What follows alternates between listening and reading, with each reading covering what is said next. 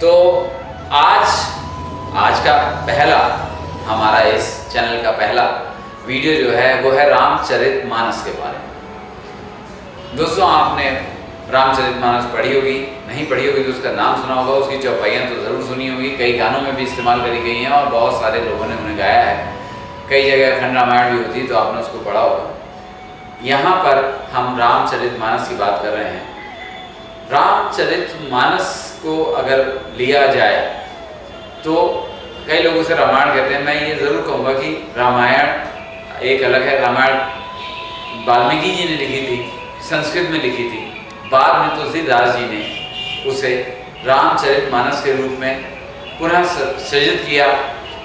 दरअसल तुलसीदास जी के समय तक ये हो गया था कि तुलसीदास जी समझ गए थे कि संस्कृत जनमानस की भाषा नहीं है, तो उन्हें रामायण का संदेश उस रूप में देना था जहाँ जनमानस उसे, आम जनमानस उसे समझ सके। तो उन्होंने उसे दोबारा एक नए रूप में हिंदी में लिखा, चौपाइयों दोहों के रूप में उसे दोबारा लिखा गया।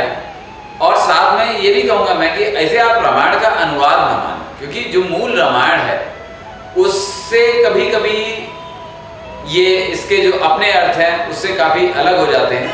तो उन्होंने शायद जन मर्यादा या वो चीज़ एक अध्यापक के रूप में लोगों को शिक्षा देने के लिए कुछ विषय वस्तु को उन्होंने जरा सा परिवर्तित कर दिया है, उसको कि विद्रूप रूप में नहीं पेश किया है, बस जरा सा परिवर्तित करके उन्होंने सामने लाने की कोशिश करी है। चलिए, जब हम रामायण की बात करते हैं तब हम वाल्मीकि को याद करते हैं, जब हम रामचरितमानस की बात करते हैं तब हम गोस्वामी तुलसीदास जी की बात करते हैं। गोस्वामी तुलसीदास जी ने वास्तव में जिन्हें कहते हैं संत, जो निर्लिप्त वाली अवस्था में पहुंच के रामचरितमानस को लिखा था, ऐसे में उनकी निर्लिप्तता दिखाई भी पड़ती है।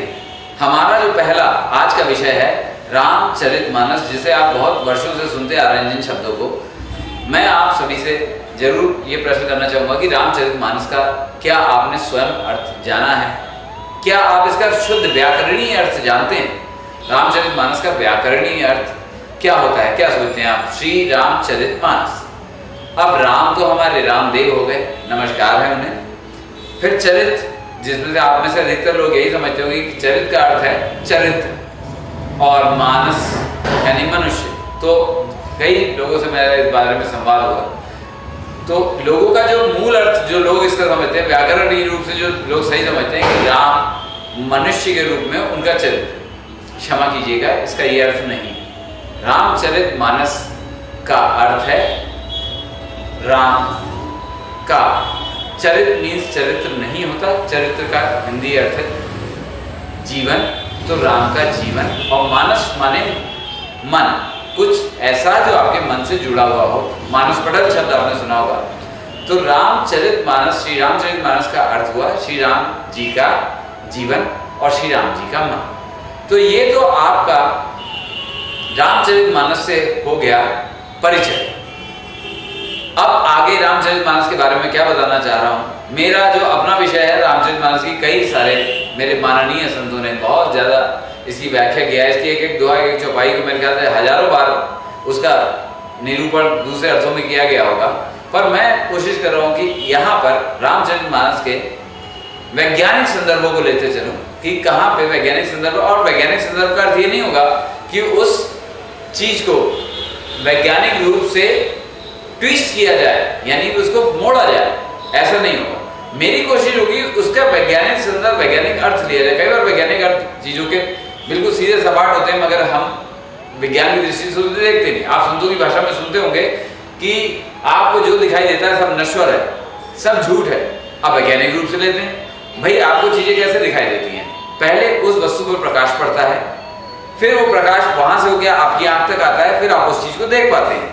तो प्रकाश को आपकी आंख तक आने में, उस वस्तु से आपकी आंख तक आने में जो समय लगता है, वो उस बीच में उस वस्तु की स्थिति चाहे कितनी भी परिवर्तित हो गई हो, लेकिन वो नहीं रहती जो है। जैसे कई सूरज को ही देख लीजिए, सूरज को आप 8 मिनट बाद देखते हैं, यानी अगर अभी सूरज बंद हो जाए तो 8 मिनट बाद दिखाई देगा। तो सूरज जो दिख रहा है वो क्या है? वो नश्वर है। कई तारे तो आप वर्षों बाद देख पाते हैं, कई बार तो ऐसा होता है तारा खत्म हो चुका है तब आपको दिखाई पड़ रहा है। तो ये नश्वरता है। तो जो दिखाई पड़ता है वो नश्वर है, तो इसमें गलत क्या है? ये मेरा पहला उदाहरण है। अब आगे मैं रामायण की चौपाइयों दोहों को लेके चलूंगा और आपको जिन दोहों की या जिन चौपाइयों की, जिन लाइनों की मैं समीक्षा वैज्ञानिक रूप से कर पाऊंगा, उन्हें मैं आपको जरूर बताऊंगा। आज के लिए इतना ही।